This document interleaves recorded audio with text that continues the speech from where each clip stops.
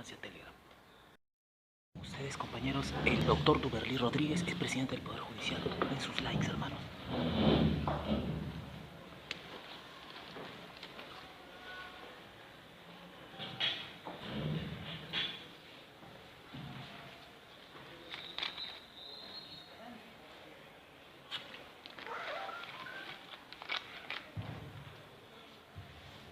Retomando, daré pase a presentar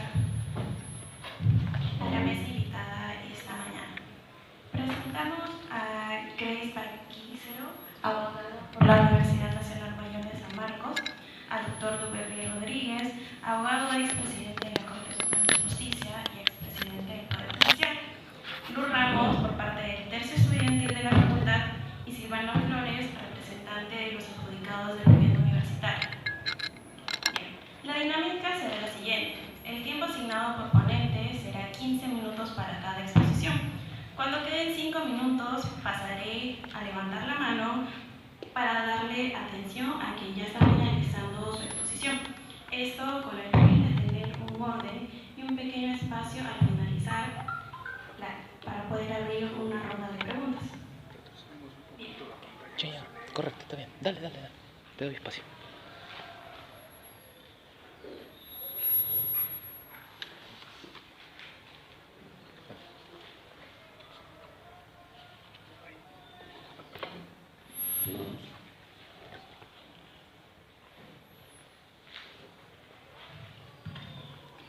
Para explicar un poco de lo que queremos ver en el seminario, se explicará de manera clara qué significa la judicialización de la política y cómo se relaciona con la respuesta popular. Es crucial comprender esto para poder analizar con mayor profundidad su impacto en la dinámica política del país y así poder comprender mejor cómo se manifiesta este fenómeno y cuáles son sus implicancias. Esto viéndose reflejado en la persecución política que hemos visto en los últimos años. De igual forma, nos centraremos en la respuesta popular a la judicialización de la política.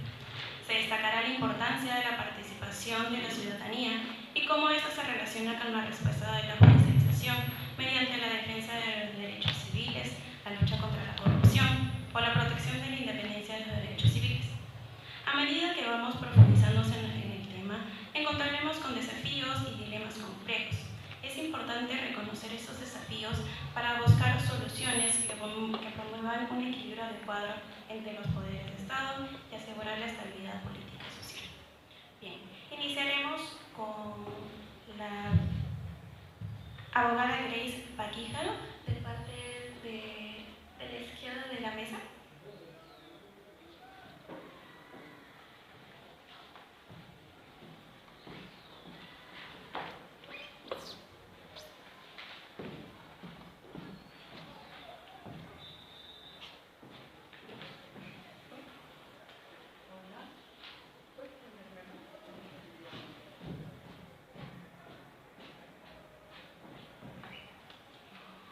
Hola,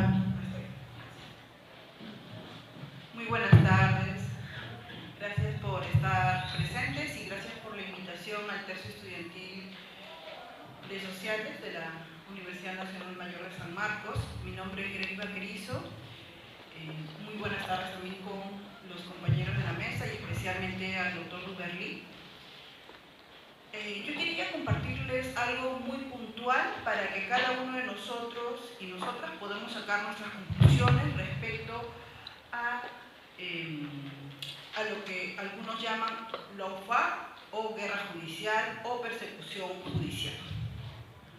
Y hay un tema en concreto que se cruza con la actualidad, ¿no? Que es el tema del artículo 117 de la Constitución.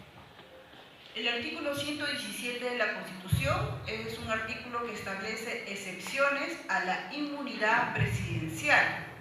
¿Esto qué quiere decir? Que un presidente en ejercicio no puede ser acusado, salvo algunas excepciones, como es el caso de haber cometido el delito de traición a la patria, el delito de cerrar el Congreso, o de interrumpir o no convocar a elecciones generales. Esos son algunos de los supuestos.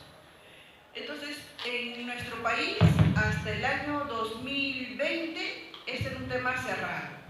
Al presidente, a la institución presidencial, no se le puede perseguir, investigar, acusar, y eso es para mantener un adecuado funcionamiento de esta institución clave para cualquier Estado. En palabras de la ex fiscal de la Nación, la señora Gladys Echaíz, actual congresista del partido Avanza País, creo, Renovación Popular, comentaba respecto al artículo 117 lo siguiente, ¿no? El artículo 117 de la Carta Magna ha previsto mecanismos de protección al presidente de la República, estableciendo al efecto que, durante la vigencia de su mandato, el presidente de la República solo puede ser acusado por traición a la patria, por impedir las elecciones presidenciales, parlamentarias, regionales, municipales, etc. Eso decía la doctora Gladys Echaíz en el año 2008 ante una causa, ante un pedido de investigación que tenía ella en su despacho respecto al expresidente Alan García. Al presidente no se le toca. Pero ese criterio cambió en el año 2002 cuando ya teníamos al presidente Castillo. O sea, todos los demás presidentes se le aplicó el artículo 117 conforme está establecido en la Constitución, pero al presidente Castillo se le cambió el criterio. La señora Patricia Benavides presentó una denuncia ante el Congreso de la República, una denuncia constitucional, para que el Congreso acuse constitucionalmente al presidente de la República, el señor Castillo Terrones. ¿Y qué es lo que hace esta diferencia? Y ahí hay que entrar al análisis. ¿Por qué a los demás presidentes se le aplica su inmunidad presidencial y por qué con Castillo Terrones cambia esa situación? Esa situación de alerta, de alarma, que algunos sí denunciaron en su momento, pasó por agua tibia por aquellos defensores de la democracia, de los derechos humanos, que no advirtieron el peligro, que no advirtieron el lawfare al que estaba siendo sometido el presidente de la República. O sea, todos los demás presidentes que han gozado de la venia de los partidos tradicionales, de los partidos de derecha, no se les puede tocar, pero al presidente de la República, que llega con un partido de izquierda, con compromisos sociales por cumplir, a él sí hay que investigar. Entonces ya vemos cómo hay un cambio drástico en el sistema de justicia. Cuando hablamos del sistema de justicia, ahorita estrictamente me estoy refiriendo a la actuación de la fiscal de la Nación, pero no es lo único, porque en un lawfare no solamente funciona el sistema de justicia, sino que también tiene que ir acompañado de una herramienta, de un aparato mediático. Entonces teníamos prendidos los televisores y la guerra mediática era diaria. Castillo hizo esto, la familia de Castillo hizo lo otro, los amigos, los parientes, los sobrinos, la fiscal de la Nación está investigando tal hecho, tal testigo, se le cita al presidente en las oficinas. Había youtubers que se hacen pasar por simpatizantes y defensores de los derechos humanos, y había periodistas que decían: ¡qué horror! Castillo es el primer presidente en ser investigado. ¡Qué horror de presidente! Pero claro, era el primer presidente víctima de un lawfare en el país, porque a todos los demás presidentes que entraban con gobiernos de derechas o se sometían a ellos, no se les tocaba, se les respetaba su inmunidad presidencial. Ahora bien, algunos, y me parece correcto, podrían empezar a cuestionar que el artículo 117 podía fomentar la impunidad, que por más que un presidente esté en ejercicio, no puede cometer ilícitos cuando se le ocurra, y menos cuando esté ejerciendo la representación del país. pero para cambiar el artículo 117, para hacer imperar nuevas formas, se hacen cambios en la legislación, se hacen cambios en la Constitución. Pero aquí eso no pasó. Lo que pasó es que tuvimos una fiscal que era herramienta de un mayor aparato de persecución para obstruir a que el señor Castillo, el señor presidente, pueda ejercer el gobierno conforme a las facultades que había obtenido de su logro, de su victoria en julio del 2021. Entonces, esa situación que nosotros ahorita lo vemos con mayor claridad y que recién se ha ventilado a partir de un hecho que ya no está vinculado al señor Terrones, sino a partir de un hecho actual de la señora exfiscal de la Nación, la señora Ábalos, que ella misma ha hecho referencia a que el artículo 117 establece pues limitaciones al ejercicio fiscal, y por eso es que ella, a través de un nuevo criterio, que también no era el criterio formal que les acabo de leer, que es el que tenía la señora Gladys Echaíz, ella amplía ese criterio y lo que hace es investigar, abrir investigación, pero suspender los actos, ¿no? Entonces, ella como que trató de avanzar en la aplicación de un nuevo criterio, pero al final ella mantiene el respeto y la aplicación del artículo 117, que es la inmunidad presidencial. Pero quien dio el salto, quien dio el cambio y empezó a investigar a un presidente fue la señora Patricia Benavides. Ella sí cambia el criterio. Lamentablemente, ahora muchos defensores de derechos humanos, de los principios democráticos, sí hablan de que hay una intervención, hay una distorsión en las funciones de la fiscal Patricia Benavides, pero en su momento guardaron silencio frente a esta mala aplicación del artículo 117 que hizo la fiscal de la Nación. Esto que fue en el 2022 no tuvo la respuesta popular, la respuesta ciudadana, no tuvo la respuesta de fiscalización de parte de los centros de estudiantes, los colegios de abogados. Somos muchas veces los ciudadanos, los estudiantes, los llamados a proteger nuestras propias instituciones. Lamentablemente eso no ocurrió en su momento. Sin embargo, no es tarde. Creo que tenemos oportunidad de evitar que la actual coalición dictatorial que viene manejando el país siga copando más poderes. Y creo que estos espacios, la participación de los estudiantes es sumamente importante para lograr ese objetivo. Gracias por su atención.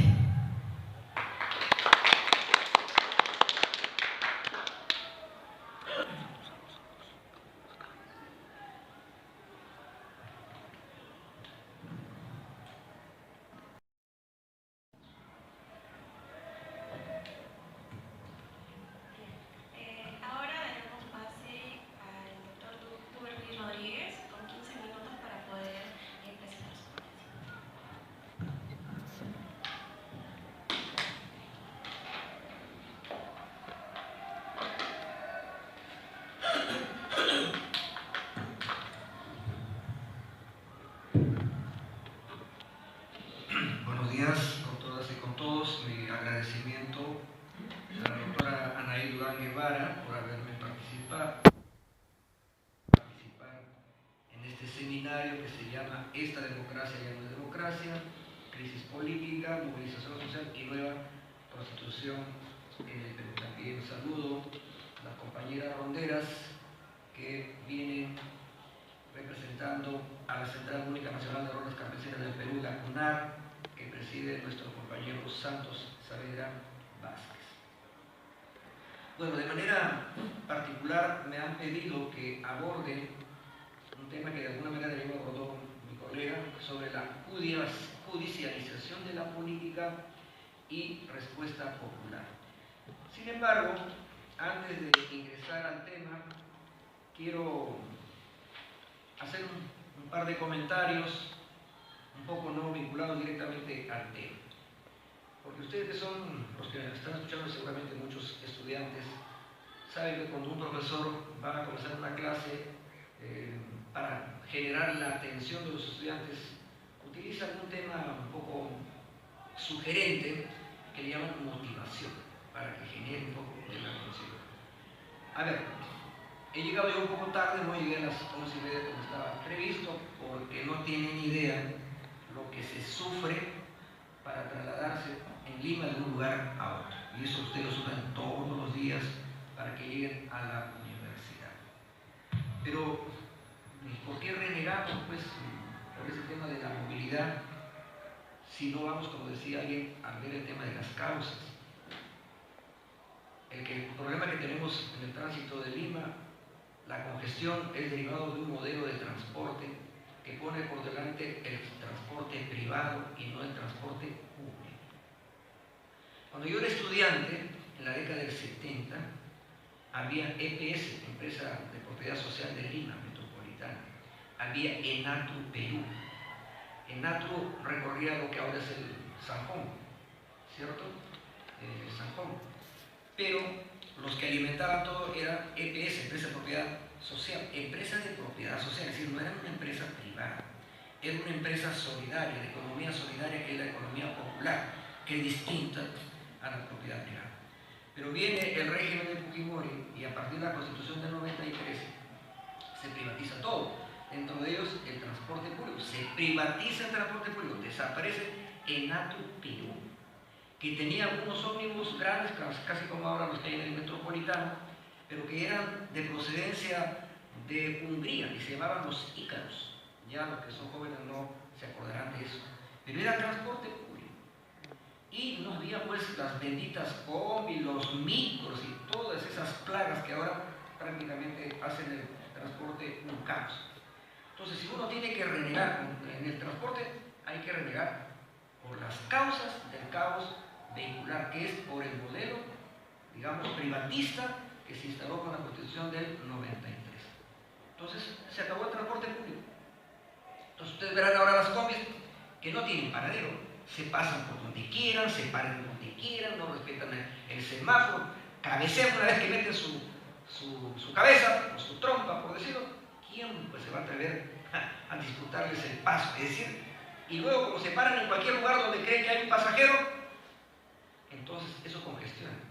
En el transporte público hay colas, sí hay colas. Y muchos dirán, pucha, pero en la cola me demoro en subir. Un momentito. Te demoras en subir, pero viajas rápido. En cambio, en el transporte privado que tenemos, no te demoras en subir, pero a ver cuánto te vas a demorar en llegar. Por ejemplo, si yo me quiero ir a San Juan de Lurigancho, si yo me fuera en un taxi, me demoraría por lo menos 1 hora y media. Pero si me voy en el tren, me voy a demorar 20 minutos. ¿Cuál es el único problema que tengo? Que tengo que hacer la cola. Y eso porque obviamente el transporte público que hay ahora en Lima es obviamente muy limitado. Si ustedes fueran a Europa, el transporte público está en el metro, hay tranvía en la parte superficial, hay trenes de cercanías, todo lo que es ahora un objetivo, ¿no? Entonces, eso tiene que ver con el modelo económico que tenemos en nuestro país, porque si no, simplemente nos vamos a poner a lamentar qué es lo que está pasando. El otro día vi en Panorama, que es un programa de los medios de comunicación bastante conocidos, que para mí se les debemos llamar medios de contaminación, pero bueno, alguna vez sacan alguna noticia interesante. Dice, Lima, la ciudad con el peor tráfico del mundo. Lima, la ciudad con el peor tráfico del mundo. ¿Se dan cuenta qué tal cosa para estar orgullosos? Atrapados 130 horas del año por hora punta. 130 horas perdemos cada uno de nosotros en el transporte. 130 horas. ¿Se puede imaginar? Porque imagínense uno no que vivan pues en el cono norte, vengan de Caraballo para que lleguen al centro, o que vengan pues del cono sur, lo que fuera. Y estando aún en el mismo centro, yo por ejemplo para venir de la avenida Campos, donde está mi oficina, 600 para llegar ahorita acá, me he demorado 45 minutos. Entonces, que Lima sea la ciudad con el peor tráfico del mundo y que perdamos 130 horas del año por la llamada hora punta, que hora punta, todas son horas punta, pues a ver, ¿quién me dice que no son horas punta? Todas son horas punta, así sea de madrugada. La avenida Javier Prado está congestionada, pero el tema es que aquí estamos sufriendo las consecuencias de ese modelo neoliberal. Entonces esta noticia me llamó la atención, me impactó, pero me pareció interesante compartirla con ustedes, sobre comentarla porque ¿por qué me he demorado en llegar tanto? Ya canas no me pueden salir porque ya todas mis canas están ahí a la vista, ya tendría que cambiar de color, de blancas cambiarse de color verde tal vez, porque de verdad uno ya no sabe cómo relegar con el transporte caótico. Entonces, pues ahora imagínense, encabezamos ese ranking de ser la ciudad con el peor tráfico del mundo.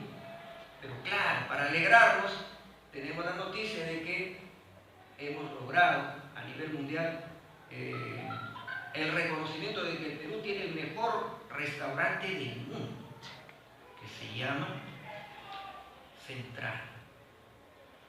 Ese restaurante que es el mejor del mundo, ¿no? Resulta que solamente un almuercito para que ustedes saboreen oyuquito con papa, ¿qué será? 1.200 soles. Y si ustedes quieren comer un choclito con queso igualito, 1.200 soles. Pero si van al mercado central, 8 soles el choclito con queso. Para que se den cuenta cómo es, digamos, el consumismo nos consume, porque este restaurante ya está sus pedidos agotados a 3 meses adelante. Es decir, hay gente que le importa un comino malgastar su plata por vanidad solamente porque digan que estuvo en el restaurante central, pagar 1.200 por una cosita, un gourmet, y luego una copa de vino, no botella, sino una copa de vino, 500 soles. Si ustedes invitan a su enamorada o a un invitado, 1.200 más 500, 1.700 por 2, y estamos pasando los 3.000 soles. Eso no será un monumento a la vanidad, y de eso vamos a estar orgullosos, pero eso es pues, nuestro Perú. Pero también me interesa, ya que estoy en San Marcos, en la cuatricentenaria, cómo estamos vistos a nivel mundial, cómo están nuestras universidades. Noticia que sale en la prensa oficial. ¿Cuáles son las únicas 3 universidades peruanas que figuran entre las 1.000 mejores del mundo?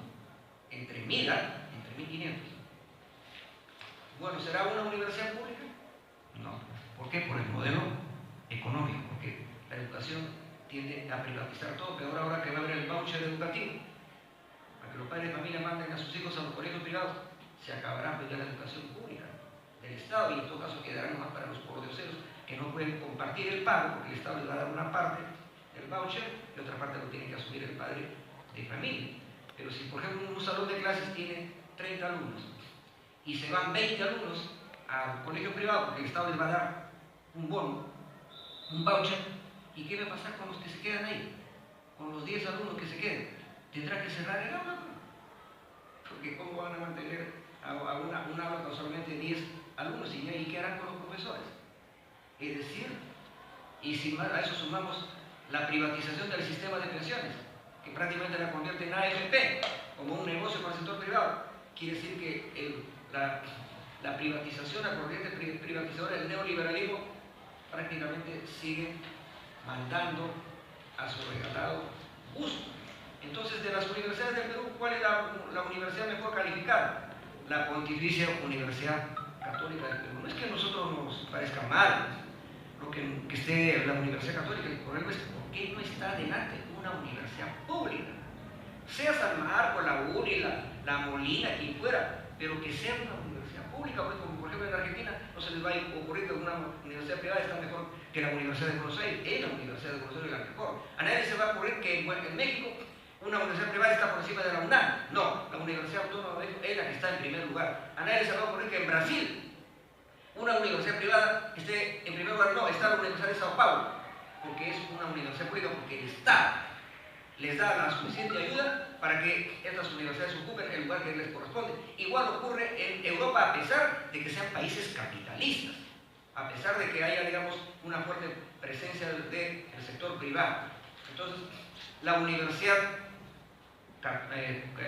católica es la que ocupa digamos, un puesto importante, pero no creo que está bien arriba. Está en el puesto 363 del ranking, ¿no? 363. Solo que está dentro de las 1000, pero está en el puesto 363. De ahí viene la Universidad Cayetano Heredia, que algunos años ha estado en primer lugar.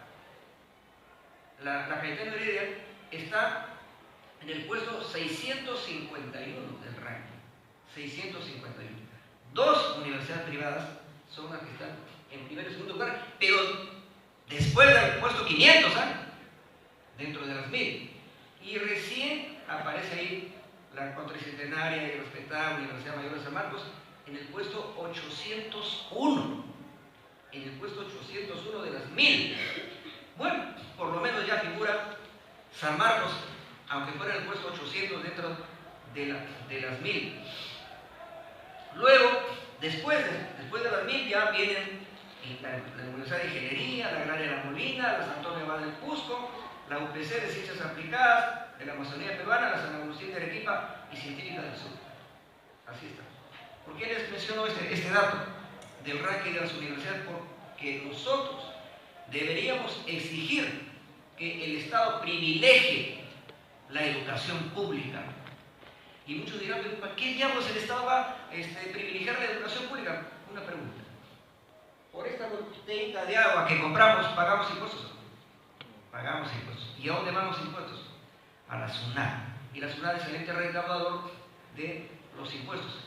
Y los impuestos, al final, ¿quién los administra? El Estado, pues, el MEC, el Ministerio de Economía. ¿Y qué tiene que hacer el Estado? Devolvernos esos impuestos que pagamos con servicios.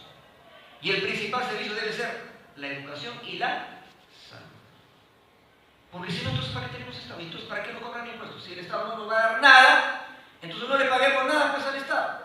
Por ejemplo, yo como abogado profesional, mi colega supongo que lo hará también, si que ejerce la profesión, por cada residuo de honorarios profesionales pagamos el 8%. Y si yo gano más de 90.000 soles al año, ya pago el 30%. Es un impuesto confiscatorio. Si eso pago yo como profesional independiente, lo que pagan las empresas, las personas jurídicas. Porque nosotros al comprar una caja de fósforo estamos pagando impuestos, al comprar una botella de agua pagamos impuestos. Entonces, ¿por qué el Estado no debe estar obligado a brindarnos servicios de calidad en transporte público, en educación pública, en salud pública, en carreteras, en caminos? ¿Me entienden? No lo hace ¿por qué? Porque el Estado ha quedado rezagado a segundo plano. Es decir, ha quedado en el rol subsidiario que dice la Constitución del año 93. ¿Cómo corregir eso? Con una nueva Constitución. Pero tampoco significa que ya la Constitución nueva de por sí es la varita mágica. No, no. El tema es que esa es una herramienta, pero también se necesita que haya un gobierno que pueda aplicar esa Constitución. Porque si no, puede pasar lo que pasó en Ecuador, una Constitución progresista que Rafael Correa la implementó bien, y Rafael Correa implementó lo más avanzado en la educación que hay en América Latina. Ustedes que pueden googlear, creó la Universidad del Conocimiento Yachay, donde se enseñan todas las profesiones que se llaman de punta: nanotecnología, la biotecnología, la robótica. Es decir, ellos en Ecuador de aquí a 15 años van a producir celulares, van a producir computadoras, pero nosotros de aquí a 20 años seguiremos produciendo piedras para exportarlas como materias primas, porque tenemos una economía primaria exportadora, no industrializamos nada. ¿Por qué? Por el modelo. Entonces deberíamos tener una super universidad, porque ahí tiene que estar el conocimiento que nos lleve a la soberanía científica, así como hablamos de soberanía alimentaria, por ejemplo, ¿no? ¿Dónde está concentrado el conocimiento en Estados Unidos? Está en lo que se llama el Silicon Valley, el Valle del Silicón. Ahí está Google, ahí están todos, Amazon, todos los conglomerados científicos. Pero cada país del mundo que ha logrado programar su Silicon Valley, China lo tiene, Vietnam lo tiene, Corea del Sur lo tiene, Israel lo tiene, y en América Latina el único que lo tiene es Ecuador. Pero tuvo que invertir Correa 10.000 millones de dólares para implementar esa super universidad que se llama Yachay. Esa no ustedes saben que es conocimiento. Y al implementar esta super universidad, ha puesto ahí a los talentos, pues. Ahí en Ecuador, en todas las universidades nacionales, se da examen de admisión en la misma fecha, es decir, en el mismo día, o si estuviéramos en Perú, la UNI, San Marcos, la Arequipa, en el mismo día. De ese mismo día que entran los estudiantes, los 200 primeros, ¡pum!, son captados para Yachay, para la Universidad del Conocimiento. Eso a futuro va a traer muchos beneficios. ¿Por qué? Porque se está trabajando para el futuro. Eso es tener visión de estadista para 20, 30 años adelante, no para el día a día. Salir a pasear por ahí, a visitar, eso no, para hacer una vereda, un parquecito, no, tenemos que sembrar futuro.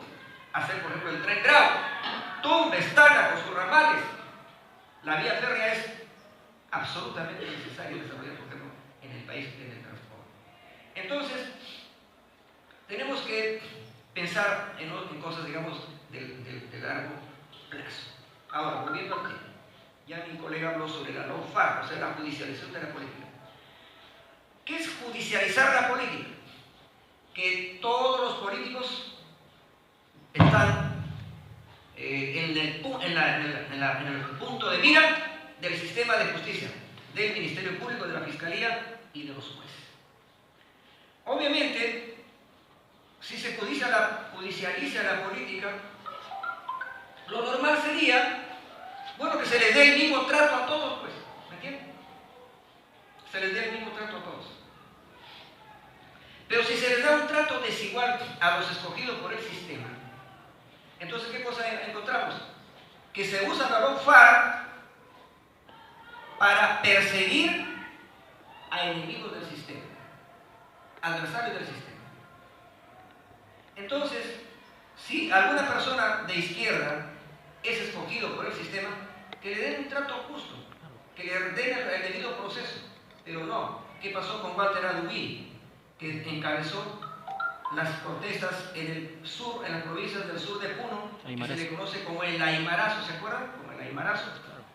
Lo condenaron finalmente por disturbios y le aplicaron una bien confusa categoría que han inventado últimamente en la doctrina, que se llama la autoría no ejecutiva, la coautoría no ejecutiva, porque como no pueden aplicar autoría inmediata, porque sería crimen organizado, un aparato organizado de poder, como fue el grupo Colina, en base al cual se condenó a Fujimori y a Montesinos, ¿de acuerdo? Autoría inmediata, aparato organizado de poder al margen de la ley. Pero si Adubini es presidente del Frente de Defensa de los Intereses de las Provincias del Sur, ¿cómo le van a decir que es organización criminal? Entonces, ¿qué han creado? La coautoría no ejecutiva. Quien ha estudiado Derecho sabe que coautoría es la ejecución conjunta de un delito, pero en el mismo momento y porque están presentes. O sea, vamos a saltar un grifo, la señorita va conmigo, cada ella tiene una función, yo tengo otra función, mi amigo otra función, esa es coautoría en el momento. Y se materializa. Coejecutoría, coautoría. Pero si me ponen coautoría no ejecutiva, miren, soy coautor, pero no estoy ejecutando yo el delito. Sin sentido. Entonces Adubini dice, porque Adubini, ¿por qué lo condenaron por disturbios? ¿Y dónde fueron los disturbios? En Puno. Pero Adubini no estaba en Puno, estaba en Juliaca. Pero como Adubini no estaba en Puno, sino estaba en Juliaca, ¿cómo lo condenamos? Si él no ha estado en el lugar de los hechos, ¿cómo va a ser coautor? Hay que crear nuevas categorías y ya se ha creado la categoría de coautoría no ejecutiva para poderlo condenar y lo han condenado. Obviamente yo estuve también en su recurso de casación, pero ¿cuál fue lo bueno? Porque él estaba preso, condenado a 6 años por disturbios. Le han mantenido la condena, pero le han cambiado el tipo de pena, pero aplicando el convenio 169 de la Constitución, que dice que cuando un indígena lo condenas, tienes que aplicarle una sanción distinta a la cárcel. Y por eso es que lo han condenado a una pena suspendida en su función. Por eso ustedes verán que Adubini no participa para nada en las movilizaciones. ¿Por qué? Porque está prohibido, porque si lo hacen, violan las reglas de conducta y le revocan la condicional de la pena y la convierten nuevamente en pena efectiva. Entonces, pero en el fondo, Aluí ha cometido un delito común. Es un hecho político, ¿ve? Porque estuvo encabezando las luchas del sur. ¿Y qué cosa acaban de hacer con los compañeros dirigentes de Tía María? En Moquegua, los acaban de condenar a pena privativa de la libertad, simplemente por defender sus tierras, por defender la agricultura, por defender el medio ambiente, para privilegiar a empresas extranjeras como una empresa mexicana que es la Saudi, me parece. Entonces, así se está judicializando la política, como se ha hecho con Rafael Correa en Ecuador, como se está haciendo con Cristina Kirchner en Argentina. Es decir, perseguir fundamentalmente a líderes de izquierda para eliminarlos políticamente. ¿Cómo se está haciendo eso en el Perú? Se está haciendo también con Gregorio Santos. Porque al margen de que pudiera ser culpable, ¿cómo le van a poner 19 años de pena privativa de libertad? Es decir, una pena más grave que homicidio calificado, es 15 años. Es decir, como si hubiera matado como si fuera un asesino en serie, le han puesto 19 años, ahorita está en apelación. Pero tiene otro proceso pendiente, que seguramente también lo van a condenar. Y como ahora hay la suma de penas, eso se llama concurso real de delitos, al final lo van a condenar por lo menos a 50 años. Entonces ya eso pues es un ensañamiento, porque el delito principal de Gregorio Santos no es que de repente haya cometido el delito de corrupción, fundamentalmente cometió el delito de enfrentarse a Yanacocha para impedir que se adueñaran de las cabeceras de Cuenca, de los páramos de Cajamarca, por eso. Y también en el caso de Pedro Castillo. No voy a entrar a debatir si fue legal o ilegal su destitución o su vacancia. Entiendo que hay bastantes elementos para decir que se violó el reglamento del Congreso para declararle la vacancia. Pero en fin, ya estaba vacado. ¿Pero por qué le han dado prisión preventiva? ¿Por qué le han dado obligatoriamente prisión preventiva? Y le acaban de dar a Betsy Chávez. Yo, que he sido juez de la Corte Suprema y siempre he tenido un pensamiento libertario, una concepción garantista, se llama eso dentro del proceso penal. Para mí, una persona debe ir a la cárcel cuando ya fue declarado culpable. Antes no, porque me ampara la presunción de inocencia. Excepcionalmente alguien puede ir a prisión preventiva, pero pues excepcionalmente cuando sea un peligro para la sociedad. Por ejemplo, un jefe de un cartel de narcotraficantes, pues por decir que tuviéramos aquí al Chapo Guzmán, o tuviéramos al colombiano, ¿cómo se llamó Pablo Escobar. Bueno, a ellos pues así, a ellos ya hay que asegurarlo, porque si le damos comparecencia nunca van a volver al proceso. Los aseguramos. Pero a personas que tienen una vida común, que son alcaldes, que son gobernadores regionales y que recién están en investigación preparatoria, ¿para qué les van a dar prisión preventiva? Denle comparecencia para que afronte el proceso en libertad, porque además un preso no solamente va preso él, va preso toda la familia, porque esas son las consecuencias de una prisión.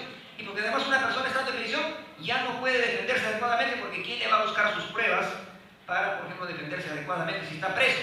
Por más que contrate el mejor abogado del mundo, no lo va a poder hacer. Debe afrontar el proceso en libertad. Por eso es que en el caso del Castillo nosotros sostenemos que debía estar en libertad. Debería estar en libertad para afrontar en libertad su proceso. Y si al final determina su responsabilidad, en fin, ya veremos qué puede pasar. En conclusión, en el tema de la judicialización de la política, en el Perú también ya se está aplicando lo que se llama la lawfare, vale decir, el uso de la justicia para perseguir y para eliminar adversarios políticos. Lo están haciendo ya con la chica Betsy Chávez. No estamos estableciendo ahorita si tuvo o no participación en el tema de la lectura del manifiesto que leyó el profesor Castillo, sino que debería afrontar el proceso en libertad. Ella no se ha corrido, ha dado la cara, ha estado en su casa, etcétera, etcétera, se ha presentado ella misma, o les ha dicho a la policía, venga, aquí estoy. ¿Qué peligro hay? ¿Qué peligro de fuga? No hay ninguno. Pero sin embargo el sistema es duro, pues, y con ello mandan un mensaje, no te vuelvas a meter. No te vuelvas a meter, porque si lo haces, te va a costar la libertad, y a los ciudadanos comunes y corrientes, igual. Bueno, para terminar, ¿cuál es la respuesta? Tiene que haber una respuesta, obviamente, de lucha popular, pero una lucha unificada. Me parece muy bien que los compañeros que se levantaron en el sur y que han dado nacimiento a un organismo que se llama CONUL ya hayan decidido ya coordinar con la Asamblea Nacional de los Pueblos, con la CGTP, para afrontar de manera unitaria las próximas jornadas, particularmente la gran marcha nacional, que será el 19 de Lima, y porque ya están corrigiendo, era equivocado la palabra la toma de Lima, porque es una palabra que asusta a los movimientos. Ahora el propio CONUL ya está hablando simplemente de gran movilización, gran marcha nacional, y le está llamando incluso marcha por la dignidad el 19 de julio, pero ya el 1 y 2 va a haber un encuentro de todas las organizaciones nacionales, incluidas la CGTP, el SUTEP, la ANP, y obviamente también el CONUL. Porque si no hay una unificación de todas las luchas, el resultado va a ser simplemente una derrota, y eso no es lo que queremos para el movimiento popular. Obviamente esta lucha tiene banderas: que se vaya Dina, que se vaya el Congreso, que haya adelanto de elecciones, todas esas cosas que están en una plataforma que ya todos la conocen. Bueno, con esas palabras ya termino, porque ya me parece que me pasé del tiempo. Muchas gracias. Exclusivo, compañeros. Muchas gracias. Exclusivo. Bueno, para resaltar lo que nos indicaba la abogada Grace Baquerini, la interpretación del artículo 117 de la Constitución y esos mecanismos que de cierta forma ayudan a ciertos personajes a tener una persecución política hacia algunos representantes políticos. También resaltar lo que nos decía el doctor Duberly Rodríguez sobre el modelo económico privatista del Estado. Nos anima a cuestionar estas cosas, sobre todo y respecto a la educación y el por qué, ¿no? Estas universidades privadas tienen un mayor apoyo y las universidades nacionales no cuentan con ello, ¿no? Y ahí también tiene una falta de esa distribución de lo que es el presupuesto público hacia las universidades públicas y en sí a cualquier institución. Bueno, ahora le daré pase al compañero Lu Rodríguez, parte del tercio estudiantil de la facultad. Compañero, tienes 15 minutos para tu ponencia. Sí, es Lu Ramos. Buenas tardes a todos.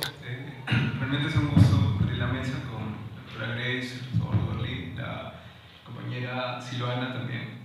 Agradezco al Centro Federado la invitación del tercio, la doctora Ney, que están creando este evento, ¿no? Están dando lugar a este evento de reflexión y de participación política, sobre todo, frente a estos eventos. Lo que yo voy a mencionar son algunos apuntes interesados sobre los procesos de persecución política, que pienso que se pueden enmarcar en realidad en un largo proceso. Como ha dicho el profesor Duberly, la consigna del Estado es: no te metas, no te vuelvas a involucrar con cada acción, cada cambio de jueces, cada movimiento en las leyes. La idea es que no nos volvamos a involucrar, de que estemos fuera de las esferas políticas, de las calles, que estemos fuera incluso de las redes, porque ahora si no me equivoco, también se puede terruquear si publicas algo relacionado a las protestas en las redes. Entonces, yo quiero iniciar mencionando hace unos meses cómo inició todo esto. En diciembre, seguro muchos recordarán, cuando estaban marchando, cuando estaban en las calles, las plazas, los espacios públicos, cómo iban siendo tomados, cómo iban siendo, movilizados, como ahora se debe decir, por las organizaciones populares, por los sindicatos, por los gremios. Iban siendo espacios de participación política, también de organización, puntos de ollas comunes, puntos de descanso, puntos de abastecimiento. Seguro las compañeras de la UNAR saben mucho mejor esto que yo. Ellas y muchos compañeros del sur utilizaban estos puntos para abastecerse, para también tener un momento de descanso en esos largos días de protesta. ¿Y cómo reaccionaban las autoridades? ¿Cómo reaccionaban las autoridades de Lima, por ejemplo? Nuevamente iniciaban con un proceso de judicialización, como yo lo entiendo, o de politización de los espacios públicos. Cerraban las plazas, desalojaban las personas, movilizaban a la policía, con compromisos realmente fascistas de dejar vacíos estos espacios y que no existiera ningún tipo de organización política. Uno de esos espacios, un día emblemático, fue el allanamiento de los locales de la CCP de Nuevo Perú. simplemente por mencionar esos dos nombres, porque fueron bastante mediáticos. Ese día se buscó terruquear a las personas que estaban dentro, se buscó sembrarles pasamontañas, machetes, diciendo que ahí se alojaban violentistas, realmente. Y pues aparecieron, ¿no? Pero apareció de alguna forma los sindicatos, las personas que ellos se estaban movilizando, pero también las organizaciones de derechos humanos estaban presentes. Y algo curioso que no se recuerda es que esa misma semana la CCP era noticia, pero por otras razones. Su archivo, el archivo que muchos estudiantes de historia, antropología estudiamos, había sido digitalizado y presentado en una prestigiosa universidad de Estados Unidos. En este archivo, si nosotros revisamos, podemos encontrar cómo en los periodos de los 70 y 80, la CCP, frente a la persecución política que se vivía en el país por parte del gobierno de los militares, comenzaba a tener gran cantidad de presos. Se metía a la gente presa, se la perseguía, los campesinos que venían delegados eran metidos en las cárceles, se les negaba el derecho a la comida, a la visita, y ahí inician sus primeros contactos con los movimientos de derechos humanos. Enviaban cartas a las secretarías de Italia, a las secretarías de humanidades de España, para que pidieran al gobierno que fueran liberados. Era muy curioso ver cómo 50 años después estos pedidos, las listas de los detenidos, que muchos recordaremos, eran nuevamente traídas a la memoria, ¿no? por muchos de nosotros, esperando fuera de las comisarías, esperando las respuestas de los organismos de derechos humanos, los abogados independientes y las personas que estaban apoyando a seguir el caso de los manifestantes y de los legítimamente movilizados ciudadanos que estaban ahí presentes, ¿no? Luego de los 80, como sabemos, muchas leyes, ya cuando inició la subversión, se dieron para perseguir a la gente, y a partir de ahí se da la nueva cara de lo que sería un Perú terruqueador, sin izquierda, sin organizaciones sindicales y sin partido también, que es bastante importante. Y aquí se da uno de los primeros puntos que yo quiero tomar como eje para entender esto, porque no es solamente la persecución de los políticos, sino también de las acciones políticas. Una de las principales acciones políticas, quizá la más básica que podamos tener como ciudadanos, es el voto. ¿El voto en qué medida? El voto de forma básica, quizá un poco movilizadora, pero el voto nos compromete con un Estado de Derecho, que es mínimo, ¿no? ¿Y qué ha pasado con el voto a lo largo de la historia reciente, por lo menos en los últimos 30 años, con las poblaciones del sur, con las poblaciones analfabetas también, con los pueblos indígenas? En los 80, por ejemplo, en 1980, era el primer año en que las personas analfabetas iban a votar. ¿Qué pasó ese año? Se quemaron las ánforas de Chusqui por parte del Centro Luminoso. Es decir, se negó el voto, se negó la participación ciudadana de muchos peruanos y peruanas. Curiosamente, 50 años o 40 años después, en 2021, en las elecciones generales que nosotros recordaremos, lo mismo pasó, pero de una forma distinta, ¿no? Un poco quizá fina, con otros recursos. Centenares de abogados pagados por los partidos de Fuerza Popular y las fuerzas conservadoras estaban movilizados para impugnar los votos de miles de campesinos, de miles de ronderos, de miles de indígenas y de ciudadanos peruanos que habían elegido un presidente, y que al parecer esto era negado. O sea, su voto no podía ser admitido en un sistema, su elección no podía ser reconocida, su ciudadanía, por tanto, era rechazada por este Estado de Derecho y ahora sus fuerzas conservadoras, ¿no? Ese es uno de los primeros puntos. El segundo punto, para que entendamos un poco, o para lo que creo que podemos entender cómo se da esos procesos de judicialización de la política, de persecución política, es lo enquistado que están las fuerzas militares.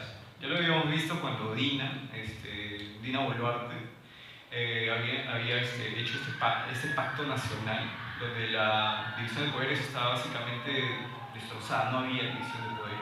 Los que estaban detrás realmente, lo que sostenía un gobierno, lo que sostuvo el golpe que se dio a Castillo, fue una alianza militar, la fuerza militar de esas personas.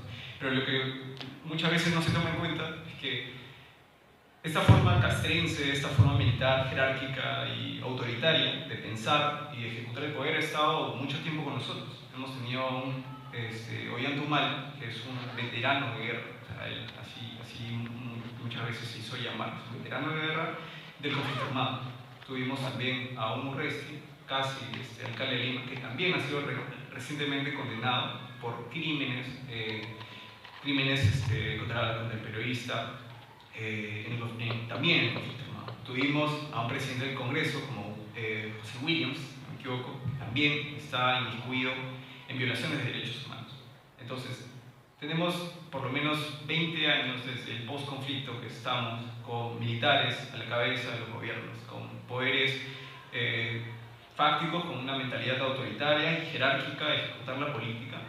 No es para nada sorprendente que haya procesos de judicialización, que el Congreso pueda moverse rápidamente para promover leyes que finalmente agoten cualquier vía democrática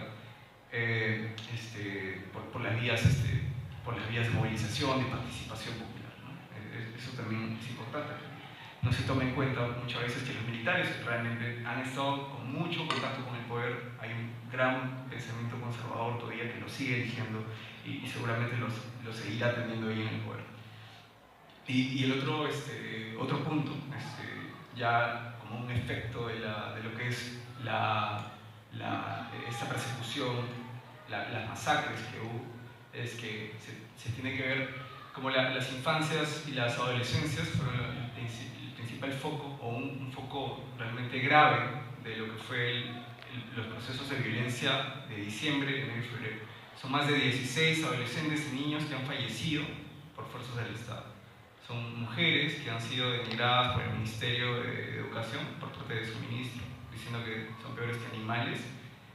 Son personas que no van a ser jamás reparadas como es debido.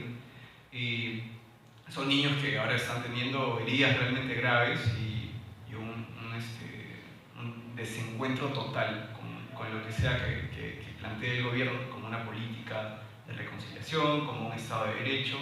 Son heridas realmente graves sobre una población que supuestamente está llamada a ser defendida, a ser incluida por lo que justamente habló el doctor Berlín, por la educación, ¿no? O sea, vivimos un paradigma de la educación donde todos podemos ser incluidos, donde la educación se amplía, donde podemos pagar unos cuantos soles y tener una educación medianamente de calidad en estas universidades informales, pero sin embargo se ataca a las adolescencias, se ataca a los jóvenes que luego van a ser supuestamente los sujetos de este sistema neoliberal, pero es falso. Y por último también es el ataque a las universidades, es el ataque a las universidades públicas, es el ataque mediante las mafias. Hace poco conversábamos en un evento sobre Aníbal Quijano, que no podemos ver de forma aislada los problemas que pasan en el país. Si nos quedamos solamente viendo la entrada de 500 miembros de las Fuerzas Armadas a la universidad, de una tanqueta, de los medios truqueando a los estudiantes, solamente eso como un evento político, no lo vemos como un problema social, como parte en realidad de derechos económicos que no están detrás de los derechos humanos en su versión liberal, ¿no? La participación política, el derecho a la vivienda, un buen transporte, como se mencionaba, no son aislados particulares. Eso, gracias.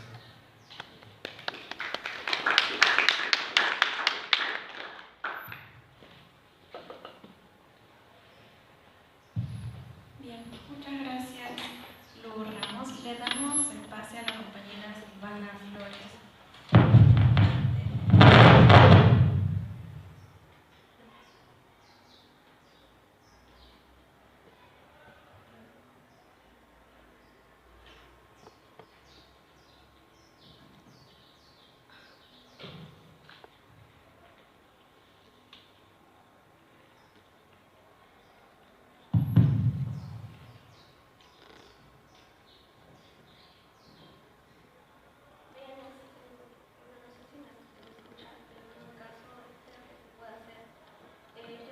Centro Federado de Derecho y Ciencia Política, también soy representante de los compañeros adjudicados del gremio de la vivienda universitaria. Para que puedan comprender un poco qué significa pues, no ser parte de los adjudicados.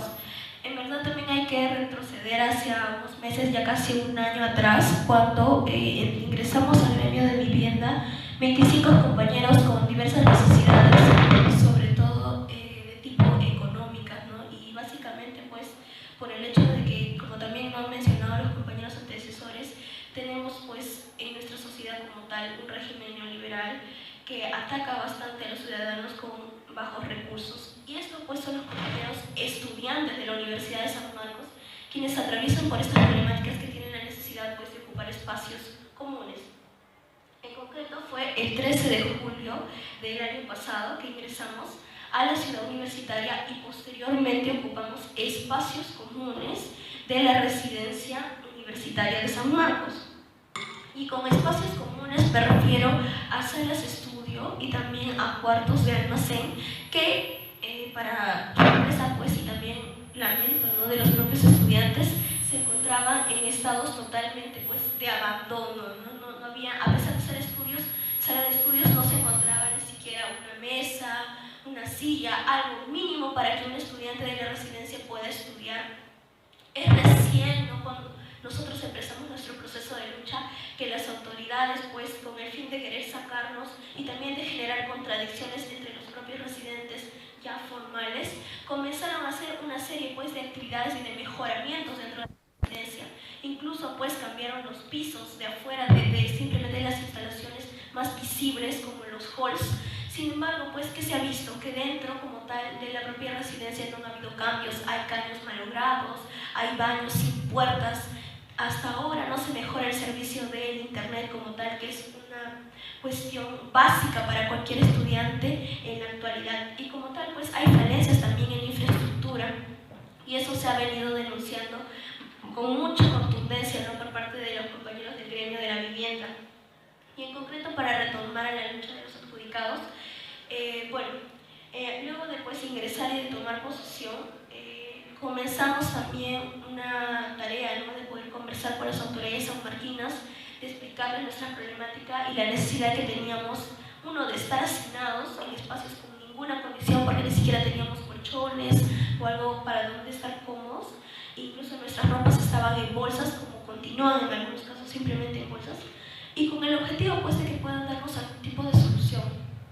Para ser un poco breve y también mencionar algunos casos de las conversaciones que se llegaron a tener y dentro de las cuales han sido las más importantes y notables, nos hemos apersonado al área de bienestar social, quien es el encargado pues, de ver los temas de transporte, de residencia universitaria, también pues, de comedor como tal, y por supuesto, ¿no?, de la residencia.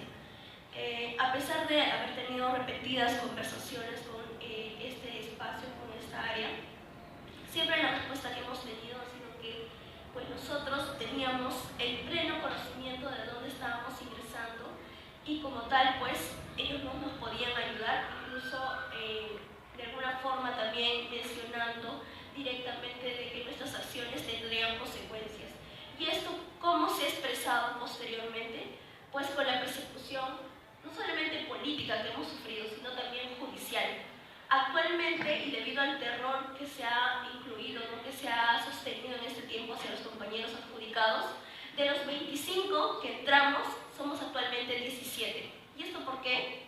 Porque iban a nuestros cuartos a cualquier hora a fastidiarnos, a molestarnos, a pedir que nos retiremos, incluso nos interceptaban los propios de seguridad en las puertas a pedirnos nuestros carnets y nos decían que nosotros no éramos estudiantes, incluso de estos nos trataban mal, traían a los demás jefes de seguridad para comprobarnos, tenían mucho tiempo retenidos en la puerta, igual en el comedor universitario, ciertos días sí nos dejaban ingresar a recibir un derecho básico que es la alimentación y otros días simplemente nos decían que no, que nosotros no éramos residentes y que no teníamos el derecho a pasar pues como residentes por la cola. Entonces todo esto ha generado pues que actualmente solo somos 17 compañeros de los 25 que ingresamos. A pesar de que esos que también se han retirado tienen necesidades, compañeros. Pero aquí se tiene que denunciar, pues básicamente, es como pues la persecución que se realiza, ¿no?, con los propios estudiantes genera pues este temor dentro de ellos. Asimismo, pues también se tuvieron conversaciones con la propia DGA, ¿no?, y también con rectorado, en este caso con la máxima autoridad de la universidad, que es la rectora Heli Ramón Ruffner. Y fue pues bajo la presencia también de los gremios de la universidad, ¿no?, encabezados por la Federación Universitaria, incluso el gremio de sociales estuvo presente en la mesa de diálogo para defender no solamente el derecho a la vivienda universitaria, el derecho también del bienestar universitario. Entonces, compañeros, ¿qué se obtuvo de esa mesa de diálogo? La conformidad, ¿no?, el acta de aprobación de la rectora Heli para que inicie nuestro proceso de formalización como residentes adjudicados. ¿Cuándo se dio esta mesa, compañeros? En septiembre del año pasado. ¿Cuántos meses han transcurrido y nosotros como adjudicados seguimos en esta situación e incluso con denuncias penales? Para ser más específicos, ¿por qué nos están denunciando, compañeros? Están denunciando por la presunción, ¿no?, de la comisión del delito contra el patrimonio en la modalidad de usurpación agravada en agravio de la Universidad Nacional Mayor de San Marcos. Compañeros, explicar pues que nosotros somos estudiantes como tal, ¿cómo podríamos pues vulnerar o usurpar un espacio que también nos pertenece como tal? Y es la respuesta que nos hacemos como estudiantes de manera indignada y también crítica. ¿Por qué la autoridad toma esta posición frente a propios estudiantes, hijos del pueblo? ¿Por qué no toman pues la decisión de simplemente resolver, incluso a través de vías administrativas? ¿Por qué se han saltado todos los procedimientos administrativos, incluso contemplados dentro del estatuto, y simplemente han pasado a judicializar a estudiantes? Esto, compañeros, no es una política aislada. Viene y corresponde siendo parte de la política que está pues imponiendo la rectora Heli Ramón Ruffner, y lo hemos podido constatar por la intervención policial realizada el 21 de enero. ¿Qué pasó, compañeros? Se retuvo a 4 compañeros estudiantes, tanto de la Federación Universitaria como compañeros políticos, dentro de la residencia universitaria. Estuvieron más de 7 horas, incluso el primer compañero que fue pues de alguna forma investigado no estaba en presencia de sus abogados, no tenía ningún tipo de defensa, con lo cual pues se vulnera también, ¿no?, al derecho que tenemos nosotros de la defensa, por lo menos, compañeros. Entonces ahí ser claro pues que esta situación que está pasando el estudiantado sanmarquino, sobre todo los compañeros que asumen pues las direcciones políticas gremiales dentro de la universidad, vienen siendo criminalizados, judicializados, perseguidos, y esto pues también tiene correspondencia con el escenario nacional. Como ya bien lo han manifestado los miembros de la mesa, es evidente que hay cierto rasgo, sesgo incluso de cómo se trata a ciertos personajes políticos, que si bien es cierto podemos discrepar ideológicamente, incluso podemos criticar los actos de corrupción como tal, pero es obviamente muy notable cómo pues se persigue, incluso se judicializa de manera extraordinaria estos, cuando en años anteriores, a pesar de que los medios incluso de prensa, etcétera, han habido reportajes fidedignos de los actos de corrupción, ¿no? Incluso los expresidentes que han estado fugados, ¿no?, encarcelados, incluso con procesos, no se ha tomado esta misma represalia. Entonces es claro, compañeros, que aquí no hay una pugna pues simplemente que vaya a pasar de largo. Esto ya se viene suscitando desde hace años, y hemos visto pues que en los últimos meses ha habido una expresión como tal de una agudización también, ¿no?, y una también elevación de la conciencia entre el mismo pueblo como tal, pues que ahora ha notado que las contradicciones como tal ya no se llaman simplemente entre pues unos y otros, sino que ahora son fuerzas contundentemente pues con poder adquisitivo quienes se vienen peleando por el poder como tal. Entonces, compañeros, simplemente también para poder redondear ya la presente, dentro de San Marcos tenemos también problemáticas con el bienestar universitario. Se ha mencionado el tema de la residencia universitaria, pero también está el tema del bienestar, ¿no? En concreto, comedor universitario viene siendo pues dejado de lado.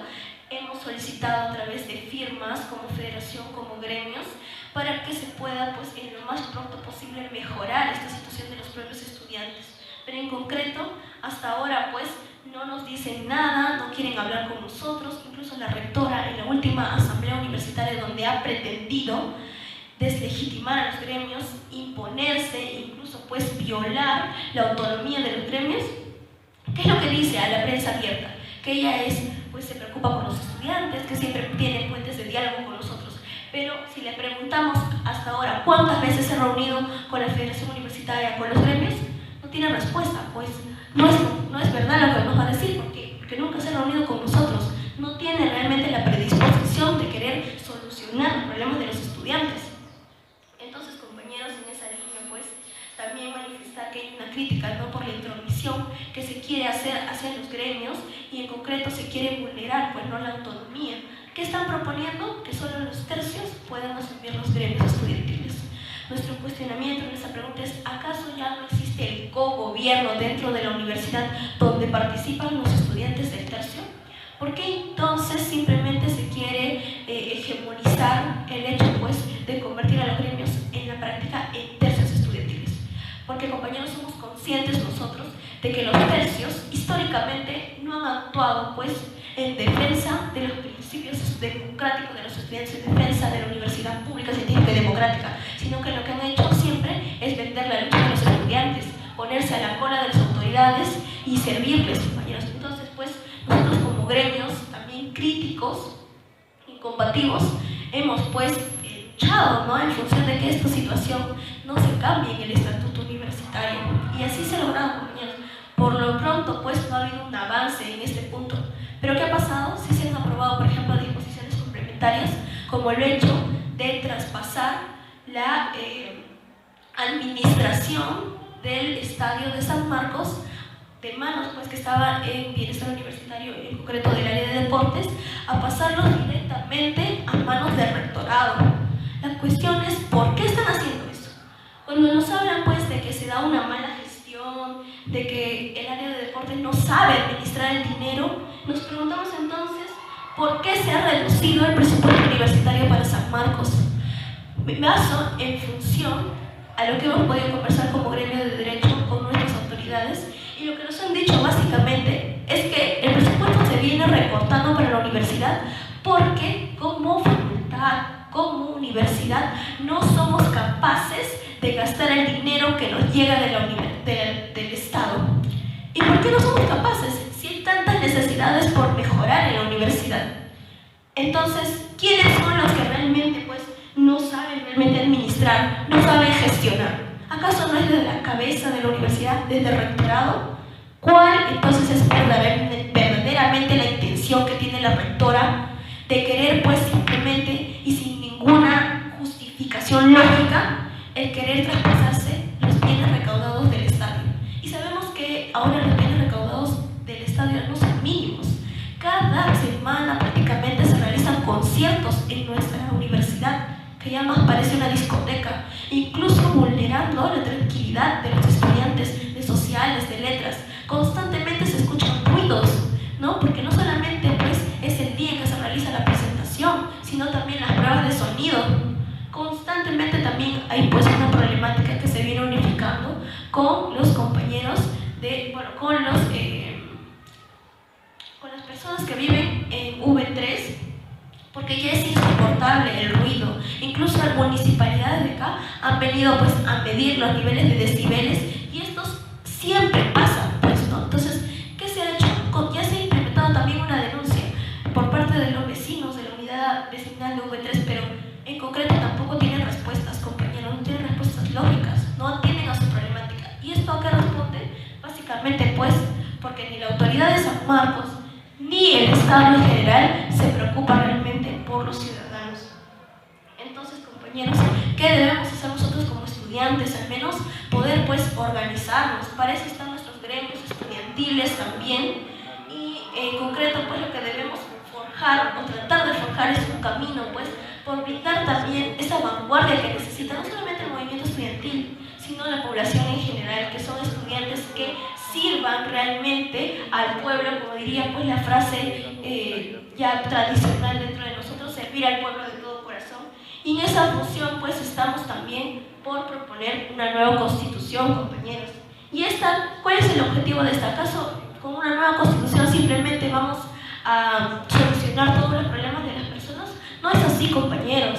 Lo que se busca a través, pues, de la implementación de la lucha que se tiene que dar desde los sectores más populares de nuestro Perú es que justamente puedan comprender y elevar su conciencia de clases en función pues de que hay cuestiones reivindicativas básicas que se tienen que arrancar al pueblo peruano, como es el tema de los derechos políticos, el tema de la libre expresión como tal.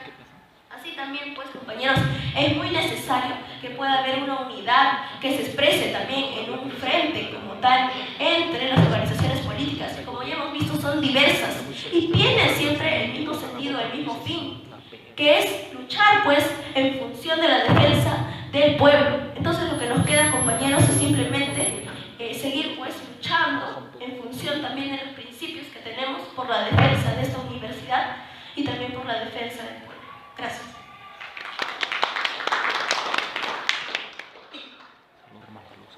Saludos. Compartan. Bien, muchas gracias Silvana, muchas gracias Lu. Lo que constantemente se repite entre los ponentes es la persecución política de parte, no solamente de autoridades de parte del Estado, sino también de autoridades aquí dentro de la universidad, lo cual agrava mucho esta situación y pone en tensión a los estudiantes y asimismo a las autoridades. Bien, vamos a pasar por una ronda de preguntas. Para ello, el compañero por sus sitios para que puedan hacer las preguntas de los ponentes. Tenemos 15 minutos para poder hacerlo. Sí, compañeros. Hola. Hola. Sí, por favor, levanten la mano para darles el micro.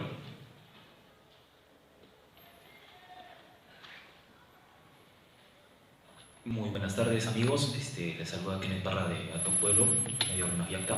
Entonces, quisiera preguntar al doctor Duberly Rodríguez, en vista que es abogado penalista, sobre la criminalización de la protesta en estas marchas autoconvocadas de la población llamadas la toma de Lima, la toma primera y la toma segunda. Entonces, quisiera su enfoque como abogado y como doctrinario, estudioso de la doctrina penal peruana y de derecho comparado, ¿cuál es su enfoque sobre el trato que han recibido los compañeros manifestantes en estos actos de represión? Gracias.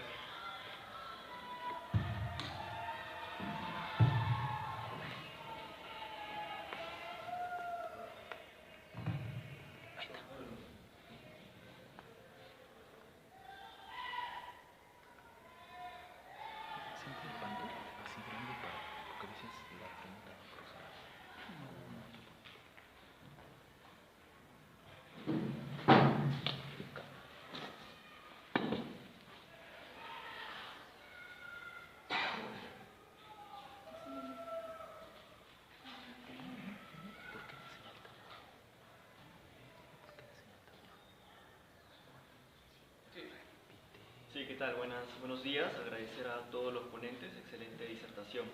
Mi pregunta va para los dos doctores, la doctora y el doctor Duberly.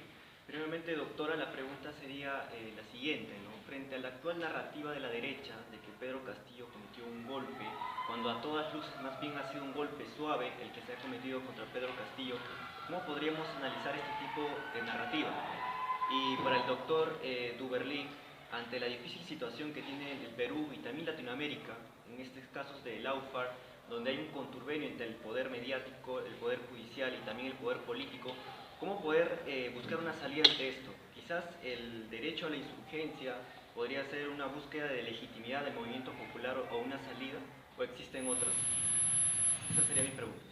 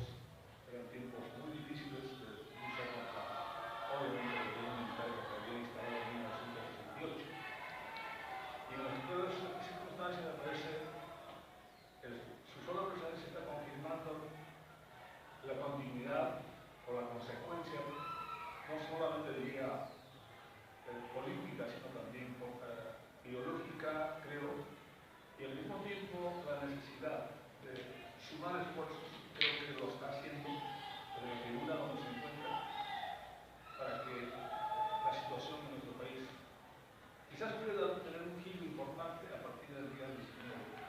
Creo que va a ser un día del punto de quiebre que tanto esperamos. Creo que estamos muy cerca de eso. Pero al mismo tiempo también preocupa el conjunto de profesionales del derecho que han salido de todas las universidades, en especial de San Marcos. Él obviamente, desde joven, creo que ha sentido la necesidad de estar siempre con su pueblo. Él obviamente proviene de la Universidad de los Luis Gallos.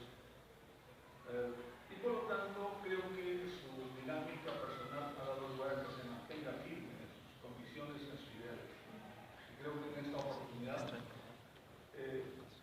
apunta hacia eso. En perspectiva, creo que él puede sumar con su dinamismo, con su claridad de ideas en torno a la necesidad de sumar, obviamente, puntos de vista que nos den lugar a cumplir los sueños de José Carlos, José María, César Vallejo, en fin, ¿no? Y esos esfuerzos, obviamente, creo que los esfuerzos institucionales han tenido un ligero, digamos, un ligero y momentáneo parálisis, pero creo que hay la posibilidad de que se den saltos importantes. Y en ese sentido también me preocupa algo que todo el mundo sabe. Nosotros tenemos la facultad de Derecho más antigua, por lo tanto, en los días pasados se dio a conocer un punto de vista que me parece absolutamente perverso, que está dañino. El profesor que lo tenemos todavía aquí en la Facultad de Derecho, César San Martín, ha señalado que toda movilización va a ser minimizada. Y por lo tanto, en ese sentido, este es un tema que yo no sé si a nivel de los segmentos organizados del derecho o de los abogados en ejercicio se han pronunciado en un momento. Es más, ¿cómo esperar que los fiscales y los jueces, que en determinada medida incluso me parece que reciben consignas clarísimas o están totalmente alineados con su alumno, puedan dar lugar a que eso continúe? Y por lo tanto creo que es una preocupación que he trasladado al profesor Luis Rodríguez, que, como decía cercanamente, hemos estado con él en los momentos de liderazgo, para decir que tuvo que apoyar usted. Gracias. Sí, un saludo también a los ponentes, no tanto docentes como también los compañeros estudiantes. Bueno, mi pregunta va en torno a lo que sucedió en diciembre, ¿no? El golpe de la derecha. Quisiera hacerle una consulta, ¿no? Ya que se ha participado también en el Poder Judicial, si es que considera que esta dictadura, ¿no? de Dino Boluarte tiene el control del Poder Judicial, así como también qué es lo que piensan, ¿no? respecto a la legalidad, ¿no? en torno al arresto de Pedro Castillo, ¿no? y también a su proceso judicial, ¿no? porque muchos en diciembre, ¿no? criticaron, se puede decir, las consignas que se planteó de parte de Pedro Castillo en un inicio, ¿no? criticándolo de golpista, pero cuando se lo llevaron, prácticamente de parte de los docentes sociales y también docentes de la Facultad de Derecho se inmutaron y hasta ahora no se pronuncian sobre la ilegalidad respecto a su proceso judicial. Entonces, esa pregunta sería.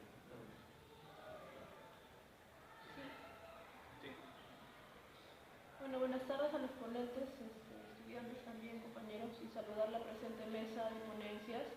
Mi pregunta en concreto es, en la Constitución política se habla sobre el antejuicio político. Quería saber si este derecho de antejuicio político se ha respetado en el caso del proceso judicial de Pedro Castillo.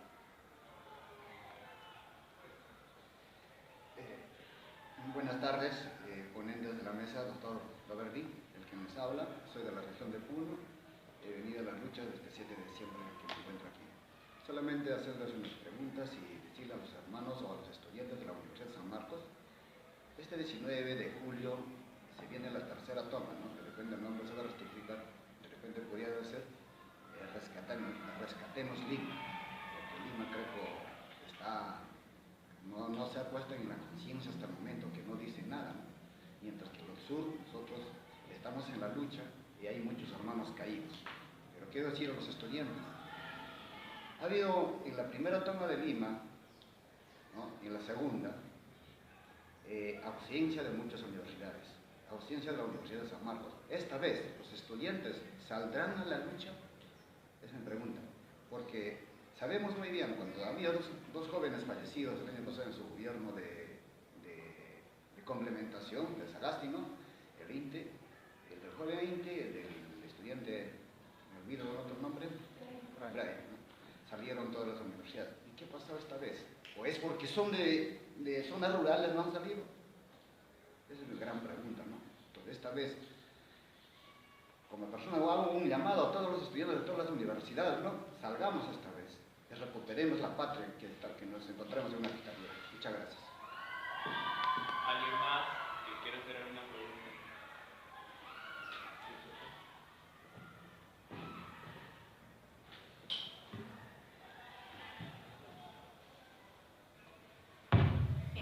Para eso le daremos 10 minutos a cada ponente para que puedan dar sus respuestas a las preguntas. Comenzamos por la parte derecha.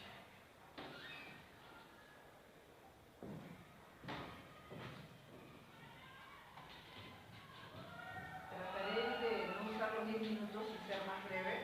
¿Se me escucha? Sí. Bueno, importantes las preguntas que se han efectuado, pero quería empezar por comentar algo que estaba señalando la representante del Centro Federado de Derecho, ¿no? Por ejemplo, en mi caso, yo también soy de la Facultad de Derecho, egresé, y en mis tiempos también había una lucha por reivindicar los servicios de la universidad, tanto bienestar como el comedor. Y nosotros afrontamos en el 2005 una lucha importantísima para que se incremente las raciones en el comedor y se detenga un plan de privatización. Se logró el objetivo, pero lamentablemente hubo consecuencias negativas para quienes fuimos los rostros más visibles en esa lucha, ¿no? En mi caso, por ejemplo, yo fui suspendida 2 años de la universidad por dirigir o por estar asumiendo alguna vocería de los representantes. Me acuerdo que el rector era el señor Burga, y lamentablemente en vez de resolver el conflicto estudiantil, que ya se había resuelto, porque como digo, se logró el objetivo de aumentar las raciones, de remodelar el comedor, de tener este ticket de becas de comensales, pero no, él optó por sancionar y erradicar a todos los dirigentes que habían participado en esa lucha. Al final vemos de que el autoritarismo, del uso inadecuado de las herramientas de justicia para perseguir, fastidiar, coaccionar a los dirigentes, lo pueden usar tantos autoridades serviles a gobiernos de derecha como autoridades que dicen ser pues democráticas, ¿no? Entonces los estudiantes siempre tienen pues que afrontar ese tipo de dilemas en la defensa de los intereses de su gremio. Quería comentarles eso, así que no se cansen de luchar, ¿no? Persistan y bueno, intentar siempre de mantener la unidad en los diferentes estamentos, ¿no? Incluso con los representantes del tercio, que a veces hay algunas diferencias por la dinámica de la administración, pero hay que tratar de ampliar la lucha lo más posible. Respecto al tema que nos concentra y a las preguntas que se han hecho, creo que la democracia en el Perú, a partir de la llegada de Pedro Castillo, ya había sufrido diferentes amenazas. Aquí en la mesa se mencionó esta importante amenaza tras el cuestionamiento de parte de Fuerza Popular sobre la victoria que obtuvo Pedro Castillo, que armó todo ese aparato de distintos estudios de abogados para impugnar los votos rurales. Alguien podría decir que ahí también hubo un lawfare, ¿no? Porque se utilizó las instancias de la Administración de Justicia Electoral para derrocar o sacar o eliminar al ganador. Yo no estaría tan segura si ahí hubo un lawfare o no, porque para que haya un lawfare se necesita jueces sumisos o cómplices de aquellos que sabotean la democracia, ¿no? En ese caso, la verdad, la justicia electoral actuó correctamente, actuó eficientemente. No sé si Keiko y su partido pensaban amedrentar a los representantes o votaban con fichas, seguramente sí, pero en la historia venidera recién sabremos esa verdad. Entonces, en este gobierno de Castillo hubo esta primera amenaza, luego vino el recorte, el golpe a la democracia con el recorte, este pronunciamiento, esta ley que dio el Congreso para impedir que se realice un referéndum constituyente, ¿no? Para impedir que la ciudadanía sea consultada si quiere o no una nueva constitución. Eso también es romper un equilibrio de poderes, porque al final están eliminando o están recortando el poder que tiene la ciudadanía, el poder constituyente, de constituirse el poder constituyente. Entonces, ahí ya había un resquebrajamiento de la democracia, había un golpe a la democracia, y lo que ya les había comentado, la acción de la misma fiscal, de estar haciendo el lawfare, de estar interpretando este artículo 117. Entonces ya nuestra democracia estaba en UCI, pero excepto de algunos gremios que salían a dar el respaldo al gobierno o exigirle que se mantenga en el camino del cambio, como querramos verlo, la mayoría de peruanos y peruanas estábamos en otra onda. No estábamos reclamando al Congreso, no le estábamos exigiendo que se cumpla con los cánones democráticos. Entonces estábamos como en una nube, no sabíamos cómo accionar, mientras ya la ultraderecha avanzaba con estas medidas tanto en la Fiscalía como a nivel del Congreso. Llega el 7 de diciembre y todo, creo que la mayoría, salvo el círculo cercano de Castillo o de repente solo él, eso es otra investigación, la mayoría de peruanos nos vimos asombrados por la lectura que hacía Castillo de una serie de medidas, que son medidas que no están acordes obviamente a esta Constitución, ¿no? Pero que él, como señalaba en una línea, era para restablecer el equilibrio de poderes. Y ahí sí yo le doy la razón, en el sentido del diagnóstico, porque ya el equilibrio de poderes se había roto desde antes del 7 de diciembre. Que eso signifique un golpe, que eso signifique rebelión de armas, eso es algo que se viene discutiendo en fueros judiciales, y yo estoy segura que si es que tuviésemos la garantía de tener jueces totalmente imparciales, esa causa estaría llevándolo el presidente Castillo en libertad. En libertad, porque las prisiones preventivas, como bien se ha mencionado, es cuando las personas son sospechosas de haber cometido algún delito muy grave y además han mostrado ser obstruccionistas de la labor de la justicia, ¿no? Y en este caso no se cumple con esa situación. Entonces, hay un acto irregular que comete el presidente Castillo, que está siendo investigado, ¿no? Y el Congreso se apresura y vaca a Castillo. Pero ese proceso de vacancia no se ha dado de acuerdo al reglamento que establece el propio Congreso.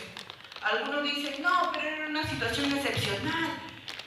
Imagínense, ¿acaso van a esperar que lleguen los tanques al Congreso? No, el Congreso tenía que actuar ya.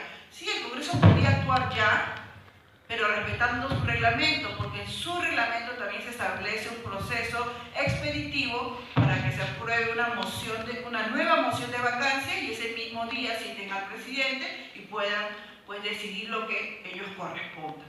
Pero eso no se dio. Ese proceso expeditivo que requería 104 votos no se dio. Y es justamente ahí la clave. Ellos sabían que no tenían los 104 votos. Por eso es que prefieren hacer cualquier simulación de proceso de vacancia, darle la caparazón de legalidad de que están cumpliendo, ¿no? Y sacar a Castillo de su cargo. Al final lo que estamos viendo son herramientas legales y un conflicto político. No todo conflicto político va a ser resuelto con las herramientas legales. Y si quieres hacerlo, pues tienes que hacerlo cumpliendo por lo menos las reglas, no como lo ha hecho el Congreso. Ahora bien, para terminar, yo sí creo que estamos en un proceso de dictadura, como lo mencionó en la última pregunta. En la última pregunta, sí estamos en un proceso de dictadura. Considero que los jueces no están demostrando la independencia que se necesita. A mí me ha sorprendido leer esta sentencia del juez de la sala, del juez César San Martín, donde básicamente con el mismo razonamiento de Dina Boluarte señala que las protestas son pues antivalores, ¿no? Y solo después en otro párrafo habla de las protestas pacíficas, pero en general las protestas son antivalores de la democracia. Cuando las protestas, el respeto a la protesta es parte y es expresión del respeto de la democracia. Lamentablemente es ese tipo de fallos el que nos hace caracterizar nuestro momento como un momento de dictadura, ¿no? Un dato más, el asesor del presidente del Poder Judicial, ustedes recuérdenlo, es el señor Pedro Angulo, el que fue ex ministro, ex premier de este régimen dictatorial. Entonces, eso es expresión de que a los representantes, o en este caso, para solo puntualizar y no poner a todos los jueces supremos en una sola bolsa, que el representante del Poder Judicial no tiene, el señor Arévalo no tiene el criterio adecuado para poder rodearse de asesores o de jefes de gabinete que puedan darle una visión más democrática, una visión más realista de nuestro país, ¿no? Y por eso escuchamos su intervención cuando vino la CID diciendo: aquí en el Perú no ha pasado nada, aquí en el Perú no pasó nada, lo único que ha pasado es que nos han quemado algunos locales, como si eso fuera lo único visible de los primeros días de diciembre que vimos este despertar popular en defensa del voto popular, porque creo que eso fue lo que significó las primeras manifestaciones. Lo dejo ahí, no hay mucho tiempo. Gracias por su atención.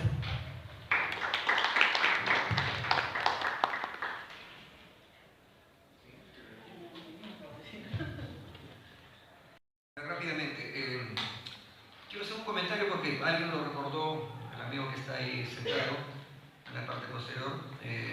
Yo he sido presidente de la Federación de Estudiantes del Perú y el local de la FED, de la Federación de Estudiantes del Perú, estaba en el primer piso de Economía de San Marcos. Yo también he sido durante un tiempo estado en la vivienda de la ciudad universitaria, sin ser estudiante de San Marcos, porque yo provengo de la Universidad Pedro Rivayo de Chiclayo. Pero en nuestra época, de verdad que los estudiantes andábamos de lado con los obreros, andábamos por la avenida Argentina, la avenida Colonial, repartiendo los volantes, trabajando con ellos en sus huelgas, en sus movilizaciones. Hablamos de la Alianza Obrero Campesino Estudiantil. Es decir, estábamos tratando de hacer un trabajo de articulación con el movimiento obrero y campesino. Bueno, habrá que hacer un foro para ver por qué ahora el movimiento estudiantil está desmovilizado. Prácticamente la Federación Nacional del Perú no trabaja, no existe con la fuerza que teníamos antes. Antes la Federación Universitaria de San Marcos pues era, digamos, un poder dentro de la universidad, y las marchas que se hacían acá pues convocaban a 5.000, 10.000 alumnos, ¿no? Ahora de verdad es bastante limitado, pero no le vamos a echar la culpa a los que están ahorita tratando de levantar esto, sino eso también pasa en el movimiento sindical. La CGTP, ya no es la CGTP que condujo el paro del 19 de julio de 1977, que arrinconó a la dictadura de Morales Bermúdez y la obligó a convocar la Asamblea Constituyente del 78, que nos dio la Constitución del 79. Y el magisterio tampoco es el magisterio pues, combativo de los años 70. Es decir, hay una desmovilización que yo creo que fundamentalmente tiene una explicación en el modelo neoliberal que tenemos en educación, en todos los sectores. Entonces ahora vemos una apatía de los estudiantes por la política. Antes los estudiantes hacíamos política, habían polémicas como no tienen ustedes, como no se imaginan ustedes, con la mini izquierda incluso andaba peleada y debatimos duro, porque yo me acuerdo pues un gran polemista, José Antonio Ñique de la Puente, Mario Rodríguez Hurtado, que habían sido presidentes de la FUS, ¿no? José Lazarte, Alberto Mendieta, son de esa generación. Y no, digamos, tenemos ahora, todavía no hemos hecho un análisis por qué no tenemos un movimiento estudiantil fuerte y por qué no tenemos una propuesta, por ejemplo, de una reforma universitaria, como el Edicto de Córdoba de 1918. ¿Qué deberíamos plantear ahora como movimiento estudiantil? No estoy yo ahorita en condición de profesor. Yo he sido profesor de pregrado también en San Marcos y también de posgrado, pero no, digamos, titular, sino contratado, aunque pasábamos por concurso.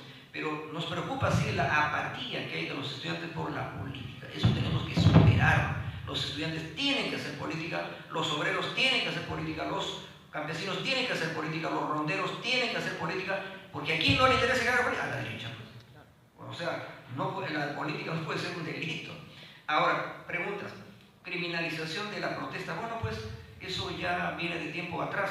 Incluso en la época de Ollanta se modificó el Código Penal para justamente criminalizar más a las protestas. Es decir, por ejemplo, el llamado delito de usurpación o de la toma de carreteras, se los ha criminalizado con penas más graves que para el delito de homicidio, que es el delito más grave, pues, que tiene 6 años de pena, pero sin embargo los otros delitos tienen penas mucho más graves. Entonces, eso ya viene, digamos, como parte del modelo neoliberal, pues, que hay que defender a capa y espada, utilizando al sistema de justicia para encarcelar a los luchadores sociales. Ahora, si tuviéramos en otro país donde la judicatura, el Poder Judicial, tuviera una concepción mucho más abierta, mucho más democrática, podríamos aplicar hasta causas de justificación. ¿Cómo no vamos a aplicar una causa de justificación a lo que han hecho, a las protestas que han habido en Tía María, por ejemplo, en Hilo? Si están defendiendo su agricultura, que es su fuente de vida, ¿cómo no va a ser una causa de justificación? Que conforme al Código Penal debería conducir a, digamos, a eximirlos de responsabilidad, pero no lo están haciendo porque, miren, todos los jueces tienen una ideología judicial. Ideología judicial, que no es lo mismo que ideología política. No es que tengan que ser marxistas ni nada, sino ideología judicial. Una ideología judicial que debe estar marcada por el humanismo en el derecho penal, poner al hombre no como cosa, no cosificarlo, sino tratarlo como un ser humano, para no ponerle cadena perpetua y no ponerle penas de larguísima duración. Una ideología judicial que abrazaría el garantismo penal de la que habla Ferrajoli, por ejemplo, ¿no? Garantismo penal que establece que eso de que hay igualdad de armas entre el Ministerio Público y Defensa es una mentira. Siempre el Ministerio Público va a tener más cartas a su disposición, tiene todo a su disposición, y el imputado no tiene casi nada a su disposición. Peor si no tiene, digamos, condiciones para pagar un abogado privado, tiene que defender un abogado de oficio, el abogado de oficio lo defiende por compromiso, para justificar el sueldo que ganan, nada más, ¿no? Entonces, eso depende de la ideología judicial. Cada juez tiene una ideología judicial, pero yo diría que ahorita el 90% de jueces tienen una ideología judicial inquisitiva, propia de la Edad Media. Ya no presumen la inocencia, presumen la culpabilidad. Ya desapareció el indubio pro reo, ahora es indubio pro víctima. Derecho penal del enemigo. Entonces, ahora funciona el derecho penal del enemigo. Ahora funciona el populismo penal, que es una especie de coronavirus jurídico que está vigente ahora en la mente de la mayor parte de jueces y, bueno, de los fiscales más todavía. En el tema de los poderes, bueno, pues claro, hay los poderes fácticos, el poder económico, el poder mediático. El poder mediático mucho influye en los jueces, le hace perder independencia, le hace perder imparcialidad. Es decir, los jueces están de miedo que saldrá el titular mañana en el periódico, porque no si le doy comparecencia a Castillo. No asumen, digamos, su papel como jueces imparciales y no están pensando en que si va a haber o no un linchamiento mediático. Es decir, los titulares de los periódicos son los que les interesan muchas veces, digamos, a gran parte de los jueces. Lo digo de todos, digo gran parte de los jueces. Ahora, sobre el doctor César San Martín, pues obviamente yo no me voy a pronunciar en términos personales, yo lo conozco a él, considero que él es el más grande procesalista que hay en el Perú, es un reconocido jurista y catedrático, pero en esa sentencia cuestionada, yo también quiero que en honor a la verdad, que hagan, digamos, una pequeña diferenciación. Cada sentencia tiene un ponente. Ponente es el que redactó la sentencia y los demás la firman muchas veces, digamos, sí, pues a analizar palabra por palabra. El ponente es un juez nuevo que ha venido de Trujillo. Él es el ponente, no es el doctor San Martín. Lo que pasa es que el doctor San Martín es el presidente de la sala.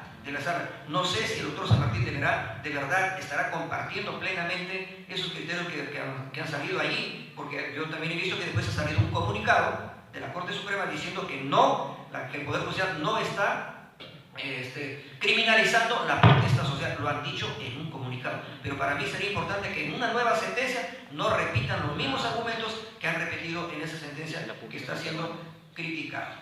Ahora, ¿qué pasó el 7 de diciembre? Pues hubieron dos golpes, un golpe fallido, fracasado, y un golpe que triunfó.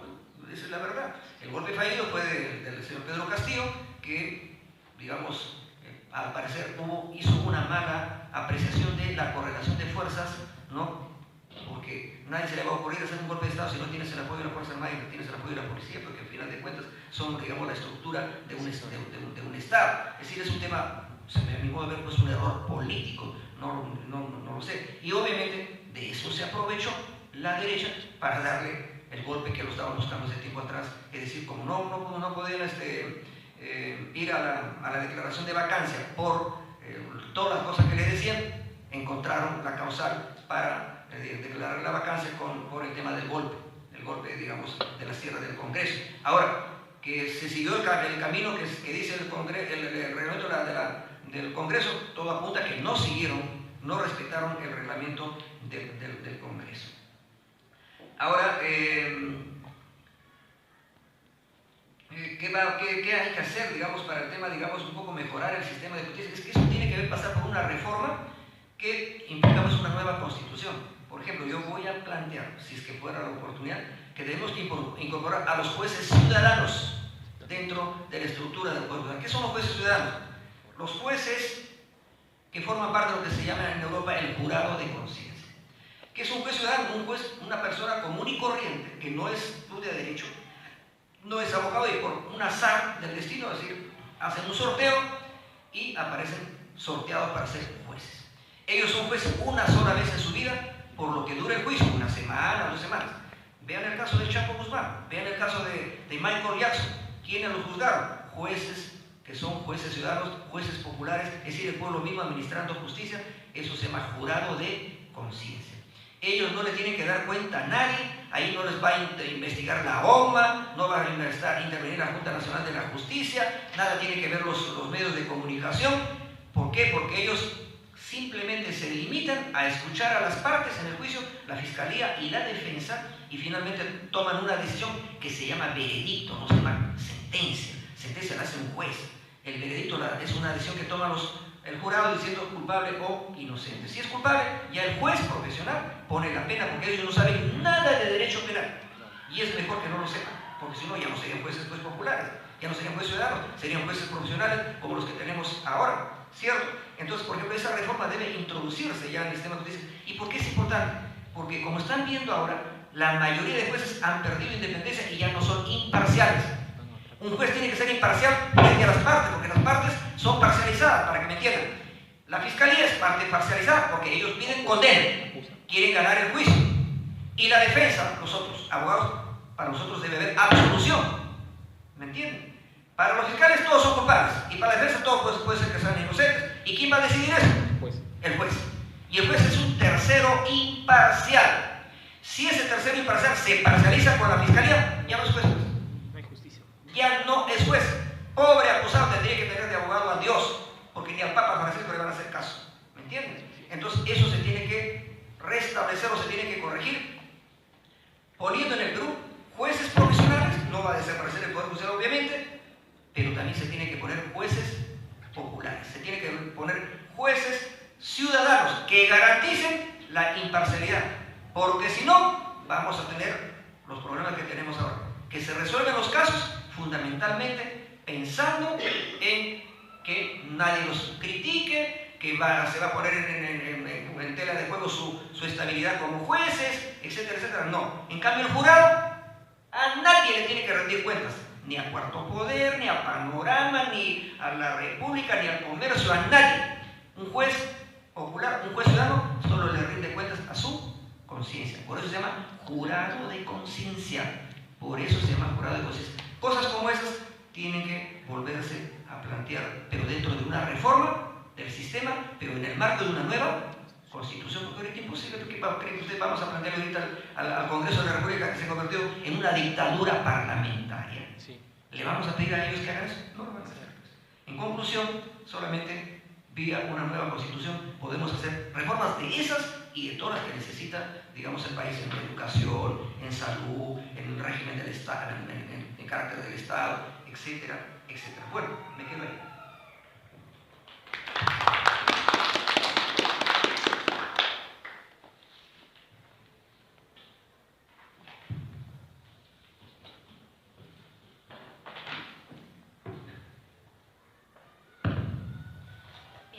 Muchas gracias a los ponentes de esta mesa por estar aquí y brindarnos su tiempo para poder problematizar un poco el temario que estamos teniendo el día de hoy.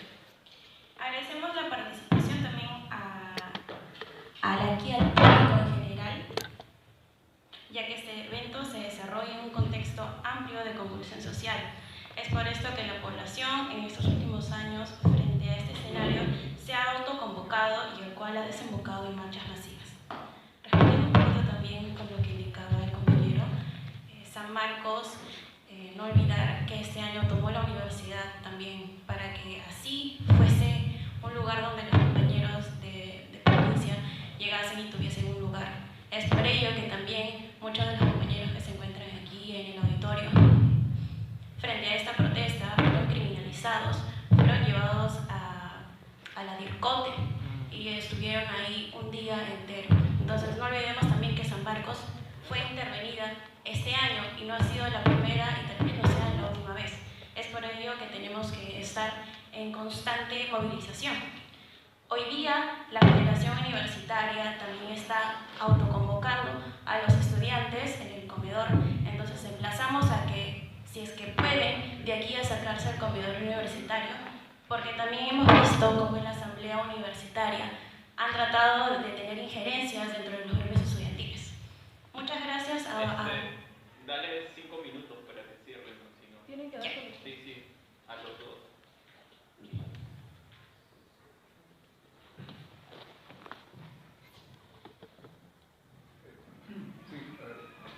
¿Se me escucha? Sí.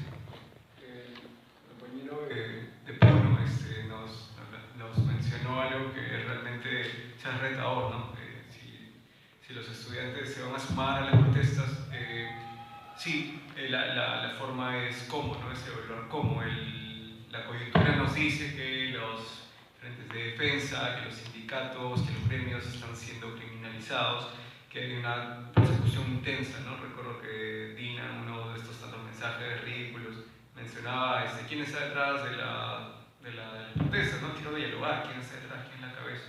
Pues ahora que ella está en los zapatos de que es responsable, y ella dice que no, que ella no era responsable, sino que es el ejército, que son poderes separados, que ella no tiene injerencia en esto, ¿no? Eso sería el aspecto coyuntural, pero también la desmovilización es mayor en el sentido de la condición de las universidades. Por ejemplo, hace poco la UNSAC de Cusco tomó la universidad, también emprendió manifestaciones en su plaza en contra del gobierno, y de nuevo se los persiguió. Eran manifestaciones artísticas y también se los criminalizó. La UNA de Puno, la Universidad Nacional del Altiplano, si no me equivoco, también hizo un proceso de toma por reivindicaciones de su universidad, y actualmente por lo que se está en clases virtuales, están desconectados de lo que sería una organización, alguna posibilidad política en sus universidades, y nuevamente sus causas son represalias frente a la organización que se pueda tomar en las universidades. Entonces, frente a esto sí, hay que tomar parte de movimientos de base, hay que apoyar las movilizaciones, todas las medidas de organización interna, como ahora se va a hacer en el comedor en unos momentos, es necesario. Gracias.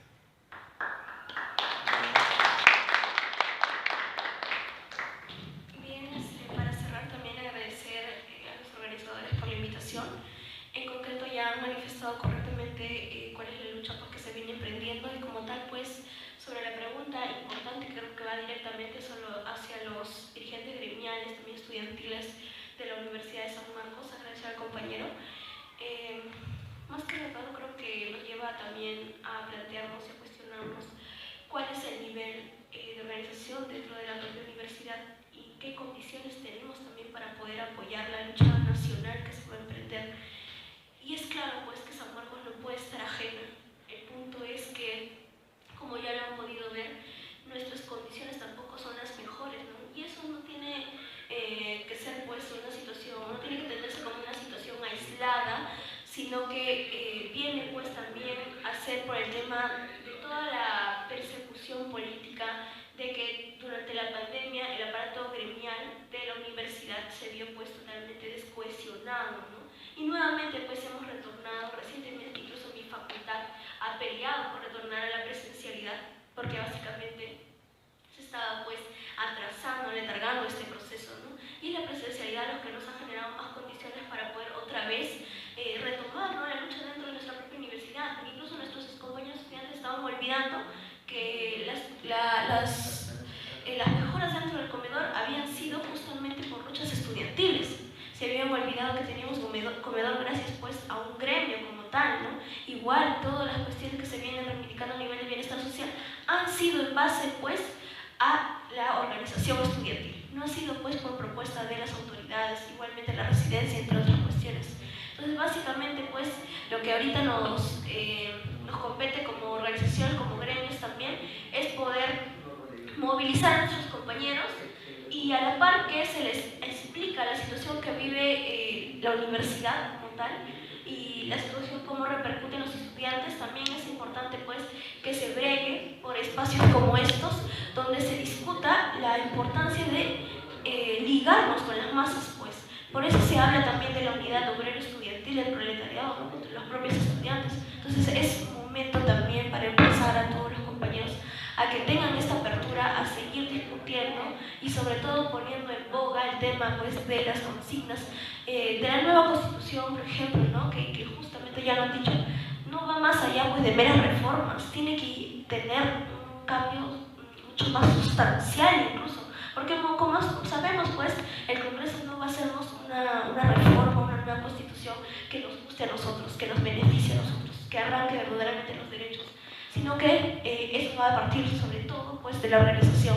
Y allí, como lo he repetido, o bueno, lo he dicho en mi intervención anterior, requiere de la participación en concreto y de la dirección también que la tomen pues, los obreros, el proletariado como tal, no simplemente las organizaciones que de manera oportunista a veces pues, buscan copar espacios de representación simplemente para al final liquidarlos.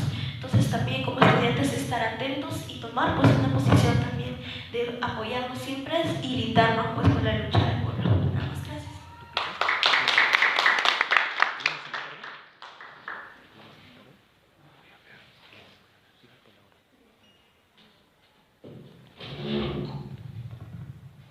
Agradecer al público asistente y también aquí al panel, muchas gracias por estar aquí. Igual les hacemos recordar que la siguiente mesa es a las 4, la mesa número 5, con el tema ascenso de la ultraderecha y conservadurismo en la política. Muchas gracias.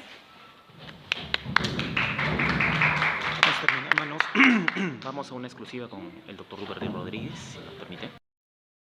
Todos, estamos acá con el doctor Duberry Rodríguez, prestigioso abogado de nuestra patria. Entonces, quisiéramos unas declaraciones del doctor Duberry Rodríguez para nuestra comunidad de Telegram, Atos Pueblo de Rímac Yacta. Algunas palabras para los estudiantes y las personas que nos siguen en el tema de, bueno, exposición normativa y también de tema político. Nos ha agradado bastante su consecuencia política y bueno, quisiéramos algunas palabras suyas. Bueno, gracias por sus generosas palabras y al mismo tiempo hacer un llamado a todos los oyentes, a los seguidores de vuestro programa, porque ahora hay que construir lo que se llama la prensa alternativa, porque los grandes medios de comunicación que se han convertido en medios de contaminación social, porque en lugar de educar, de contribuir a la educación de la ciudadanía, se dedican básicamente a embrutecerlo con palabras, con programas que no tienen ningún contenido, con pura farándula, que no le interesa mayormente al pueblo. Sin embargo, digamos, personas como ustedes que están haciendo este trabajo de transmitir algunas actividades de parte de las organizaciones populares o del mundo académico progresista en San Marcos, como el programa que hoy día lo ha convocado, lo ha organizado la compañera Anaí Durán, ¿no? Nos parece que son alternativas que hay que seguirlas desarrollando a fin de que la ciudadanía pueda escuchar a los ronderos, a los abogados, a los dirigentes sociales, sindicales, a los dirigentes de la Asamblea Nacional de los Pueblos, de la CGTP, del CONUR y todas las organizaciones que actualmente están trabajando por articularse de manera unitaria, que van a tener una reunión el día 1 y 2 de julio a fin de garantizar que la gran marcha del día 19 de julio sea una marcha contundente que golpee a la dictadura cívico-militar que actualmente nos está gobernando. Muchas gracias por su invitación. Agradecemos sus generosas palabras, doctor. Le hacemos, si usted puede algún día, una invitación a nuestro programa los días sábados, en alguna ocasión que usted pueda. Lo invitamos cordialmente a que pueda ilustrarnos con su sapiencia y su sinceridad política jurídica y política clásica, ¿no? Gracias, estaremos en coordinación. Gracias, doctor. Muy amable, gracias. Hasta pronto.